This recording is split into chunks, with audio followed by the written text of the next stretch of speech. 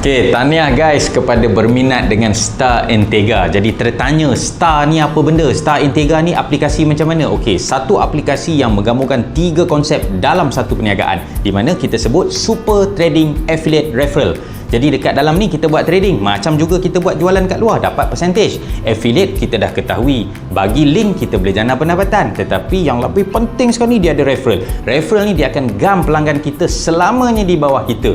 Jadi perniagaan ini hanya menggunakan bentuk telefon smartphone saja. Seperti saya tunjuk ni, kita dah ada aplikasi sendiri dan kita boleh login, kita masuk, dan inilah cerita dekat dalam dia. Anda boleh guna aplikasi kita dekat dalam ni. Ada, kita tengok dekat sini, shopping, ada produk. So aplikasi yang sama anda bagikan kepada pelanggan-pelanggan anda, dia install macam kita juga, look dia semua sama, dia gunakan, anda mula jana pendapatan melalui personal sale.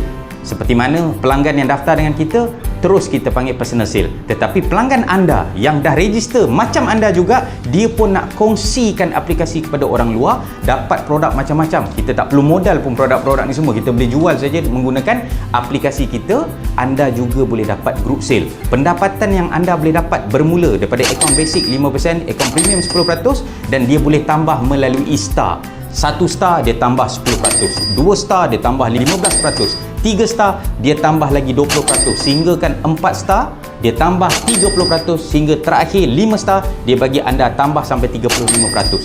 Jadi bayangkan 10 tambah 35, pendapatan penuh anda boleh dapat 45% bagi setiap item yang dibeli oleh pelanggan, tanpa perlu anda ambil order lagi. Anda semua ikut aplikasi dan anda boleh monitor keuntungan yang masuk dalam phone kita ni, dan anda boleh withdraw e-wallet tersebut, ataupun anda nak guna produk untuk beli pun boleh. Semua diuruskan oleh HQ.